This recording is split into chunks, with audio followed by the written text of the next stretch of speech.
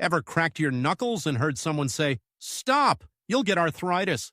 But is that actually true? Good news, science says, nope. Cracking your knuckles doesn't cause arthritis, it's just gas bubbles popping in your joints.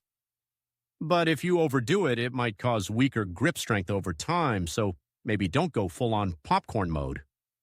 Now you can crack away without the guilt. Share this with a friend who needs to hear this.